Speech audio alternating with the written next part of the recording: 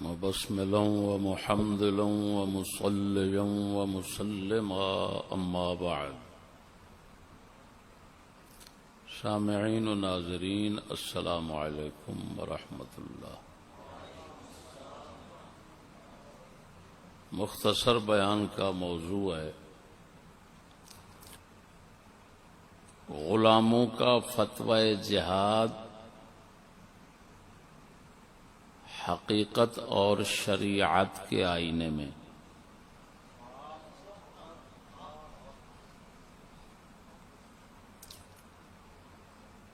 فتوی جہاد تو آپ نے سن ہی لیا کہ اسرائیل کے خلاف فلسطین کی حمایت میں جہاد فرض ہے. یہ فتوی آپ نے سن لی. ناچیز اپنے دوستوں کو بچانے کے لیے یہ موضوع لگا رہا ہے.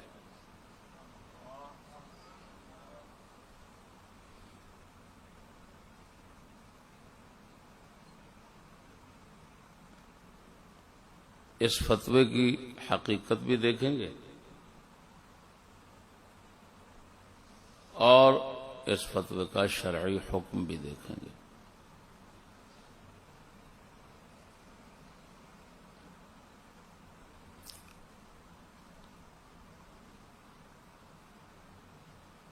میرے دوستو،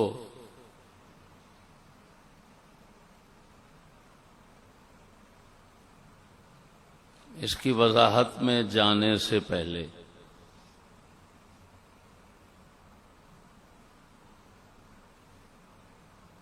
ایک تاریخی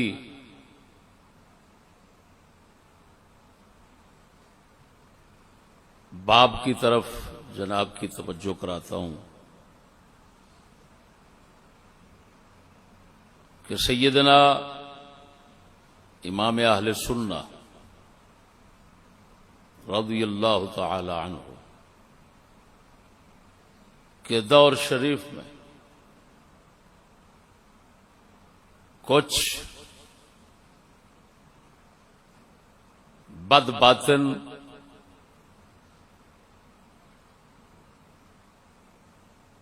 غلاموں نے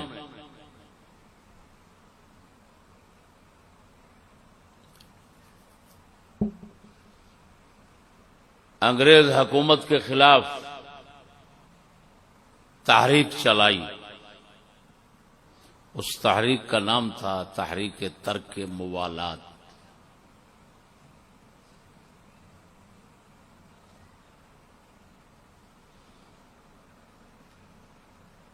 اس تحریک میں زور دیا گیا کہ انگریزوں کی مصنوعات کا بائیکاٹ کیا جائے. انگریزوں کی مصنوعات استعمال کرنا حرام ہے. یہ فتوے جاری کیے گئے.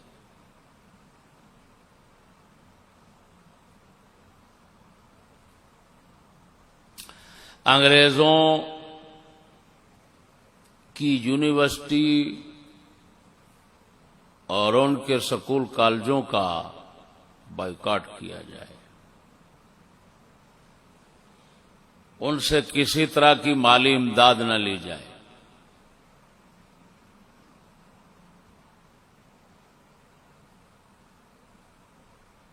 یہ تحریک ترک موالات کا منشور بنایا گیا تھا. امام اہل سنہ رضی اللہ تعالی عنہ سے استفتاءات کیے گئے، سوال پوچھے گئے.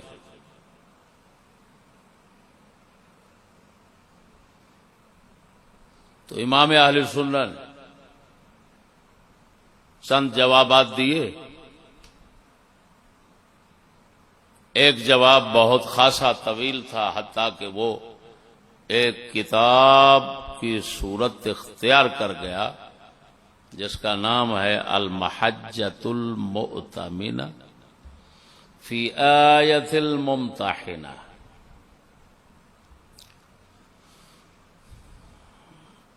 یہ آپ کی کتاب شریف فتاوی رضویہ شریف جو نظامیہ کا چھپا ہوا ہے، رضا فاؤنڈیشن والوں کا، تو اس کے 419 صفحے سے جلد نمبر 14 ہے غالباً، شروع ہو رہا ہے. اس میں امام اہل سنت نے اپنی عادت شریف کے مطابق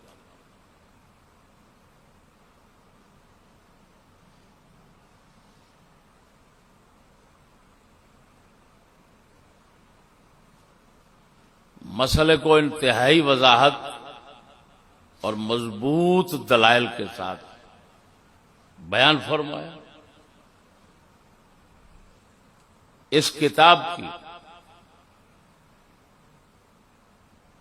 بنیادی بات جو آپ کو سمجھانا چاہتا ہوں وہ یہ ہے کہ آپ نے لکھا ایک ہے موالات، ایک ہے معاملت. موالات کا معنی دوستی ہے، معاملت کا معنی کسی سے کام کرنا ہے.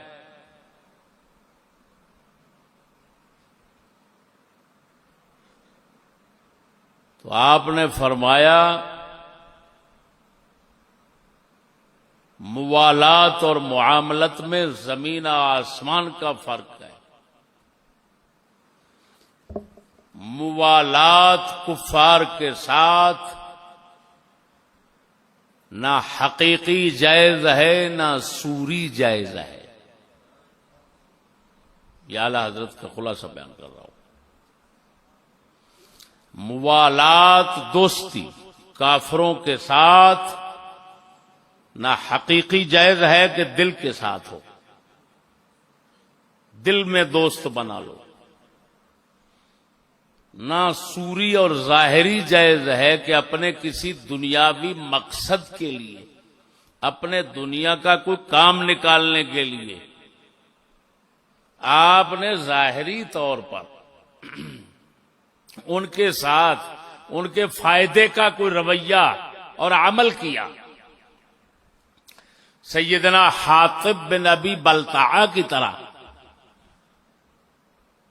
رضی اللہ تعالی عنہ.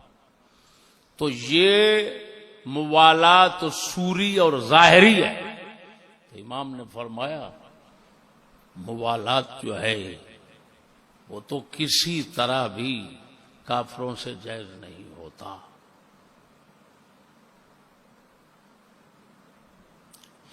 ایک ہے معاملت، معاملت ان سے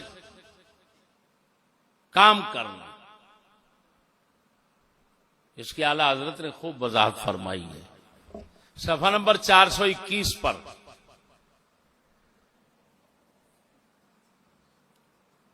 معاملت کی وضاحت کرتے ہوئے فرمایا خرید و فروخت کرنا، اجارہ و استجارہ کرنا، ہبہ اور استیہاب کرنا،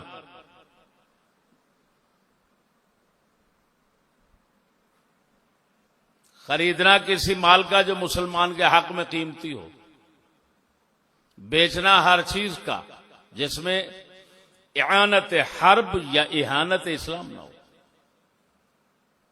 کافر کو نوکر رکھنا جس میں کوئی کام خلاف شرع نہ ہو، اس کی جائز نوکری کرنا جس میں مسلم پر اس کا استعلاء اور اونچا ہونا ظاہر نہ ہو. ایسے ہی امور میں اجرت پر اس سے کام لینا یا اس کا کام کرنا بمصلحت شرعی اسے ہدیہ دینا جس میں کسی رسم کفر کا اعزاز نہ ہو، اس کا ہدیہ قبول کرنا جس سے دین پر اعتراض نہ ہو، حتیٰ کہ کتابیہ سے نکاح کرنا بھی فی نفسہ ہی حلال ہے. وہ صلح کی طرف جھکیں تو مصالحت کرنا، مگر وہ صلح کے حلال کو حرام کرے یا حرام کو حلال، یوں ہی ایک حد تک معاہدہ بموادعت کرنا، مصالحت جس کو بولتے. اور جو جائز عہد کر لیا اس کی وفا فرض ہے. غدر حرام الی غیر ذلک من الاحکام. یہ اعلی حضرت نے معاملت کی وضاحت فرمائی. تو فرماتے ہیں کہ ایک ہے موالات اور ایک ہے مجرد معاملت جس میں موالات نہ ہو.